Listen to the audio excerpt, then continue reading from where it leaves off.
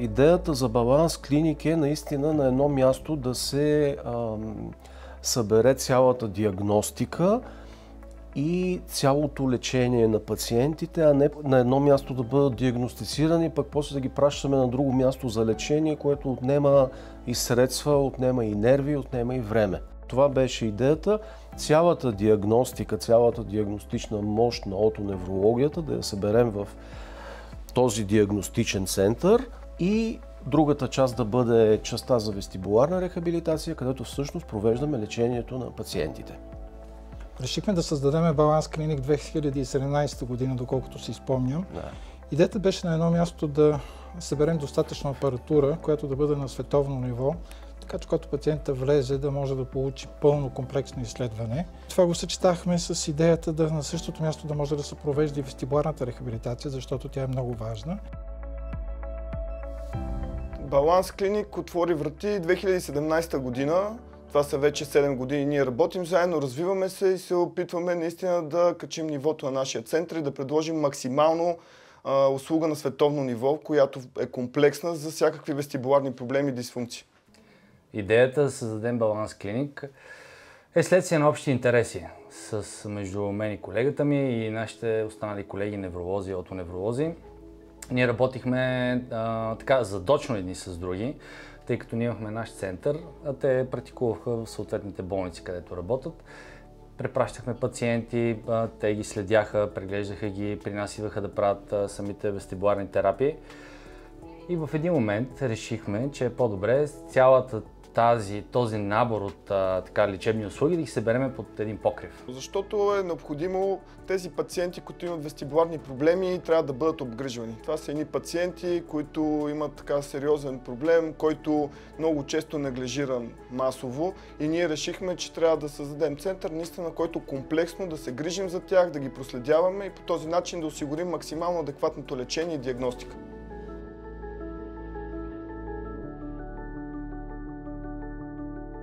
Нашия екип, който сме създали, който ежегодно се усъвършенства с допълнителни квалификации и практики, с цел да осигуриме възможно най-добрата услуга. Екипа в физиотерапията наброява в момента 7 човека. Почти всичките ми колеги се занимават с този тип патологии. Наистина се опитваме да следим тенденциите, да ги надграждаме. Дори смело може да кажем, че някои неща, които правим ние, сме уникални не само в България, така може би и на световно ниво просто доразвиваме едни тенденции, които в момента са номер 1 във вестибуларната рехабилитация. С колегата ми сме правили едни срещи с други колеги на Запад, да кажем Италия и Испания, с колеги, които работят там и притежават такива центрове за физикална и рехабилитационна медицина. И можем гордо да кажем, че по нищо не им стъпваме. Дори в една от срещите в Испания си спомням, че те ни задаваха въпрос, трябва ние да дойдем при вас, като чуваме с какво разполагате и начина, по който работите, за да ние да черпим опит от вас. Но най-добрата индикация за нас е доволният пациент.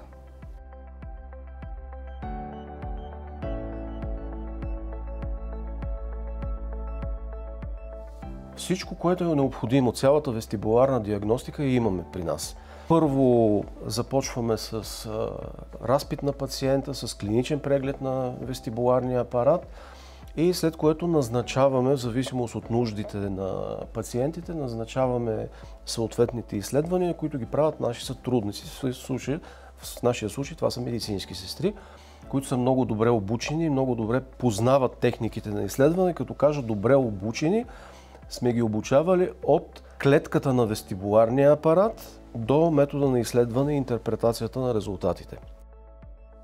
Изследването включва въртене на въртящ стол. Това е най-стария метод за изследване на вестибуларната система. Включва изследване, провокация на вестибуларния апарат с нагрят и с охладен въздух. Това е един тест, нарича се калоричен тест. Включва така наречения Video Head Impulse тест, който позволява да диагностицираме функцията на всеки един от отделните части на вестибуларния апарат изолирано метод, който беше за първи път въведен през 2009 година. Ние от 2017 го въведохме в нашия център. Правиме пък за другите два органа на вестибуларния апарат, така наречените вестибуларни предизвикани потенциали и изследване на равновесието с помощта на така наречената стабилография или постерография. В някои случаи се налага да изследваме слуха и слуха го изследваме с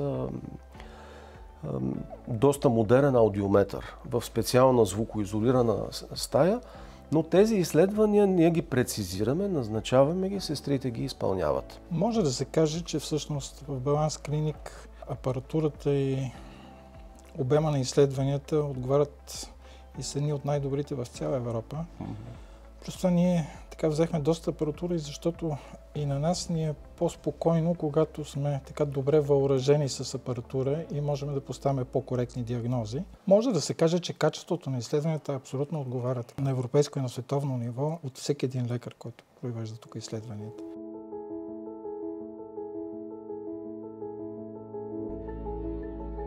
Някои нови методики за лечение, които въвеждаме в нашия център и бих казал, че сме едни от пионерите в тази област в България, така наречената невромодулация. Невромодулацията е неинвазивна невромодулация, един метод, при който ние с помощта на много слаби галванични импулси, чрез електроди, прилепени на определени места към скалпа или тук към ухото, променяме електричната активност на мозъка, модулираме електричната активност. Общо взето това е една част от бъдещето на неврологията, неинвазивната невромодулация. Много пациенти с шум в ушите идват с предварителна настройка, че шумът е нелечим, а всъщност не е така. С комплексно лечение, с бимодална стимулация, с лазерна стимулация има доста добри успехи, дори при хронични шумове, които са с давност от месеци и години. Тоест винаги има надежда за пациентите.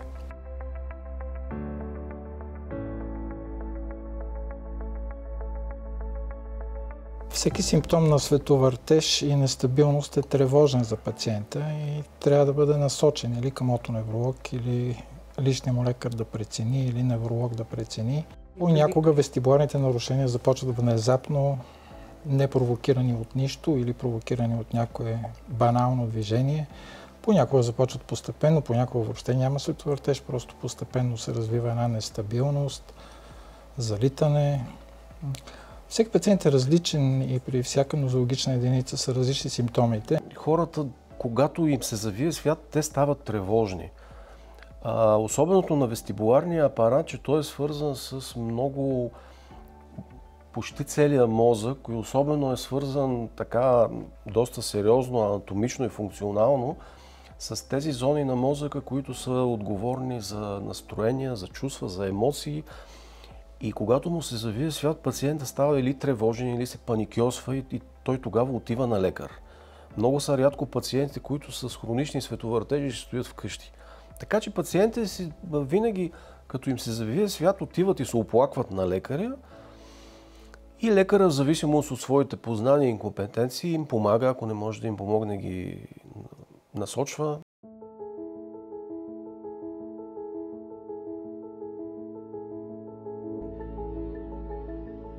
Това е най-новата ни придобивка в нашата клиника. Това е специализиран гейминг стол, който ние сме адаптирали към това, той да се натоварва пациенти с вестибуларни проблеми и максимално бързо те да се връщат към различни дразнители във външната среда. Тоест, ако се возят в градски транспорт, ако са в големи магазини, този стол много дава повече стрес и когато те имат някакъв стрес във външната среда, той се минимализира.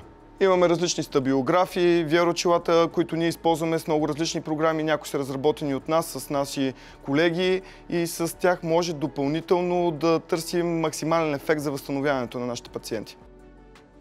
Чрез този комплексен подход към пациенти с световъртеж, който включва на първо място адекватна диагноза и на второ място адекватно лечение, осигурява излекуване, като кажем излекуване, пълно излекуване на една голяма част от пациентите със световъртеж и значително подобрение на качеството на живот на тези, които не може напълно да ги излекуваме.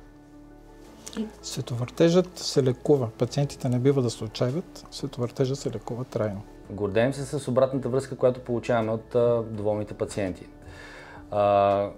За нас, така като личности и като професионалисти в конкретната област, това нещо ни осъществява като професионалисти. Да знаем, че днес сме помогнали на няколко души.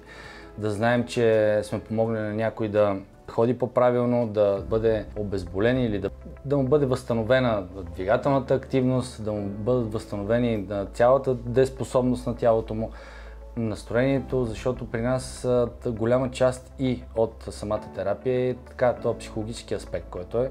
Създали сме и се опитваме да поддържаме една приятелска среда между нашия колектив и пациентите и атмосферата е наистина много приятна.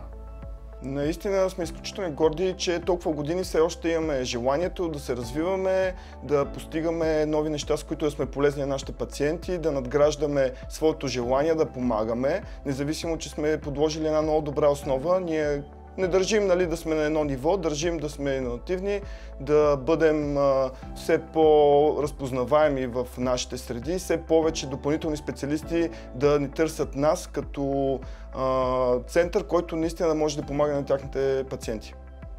Заедно с нашите отоневролози и нашия екип в Баланс Клиник постигаме много добри резултати с всякакви вестибуларни патологии. Това ни кара да се развиваме все повече, да търсим алтернативи, как да помагаме на пациентите, както в домашна среда, така и тук.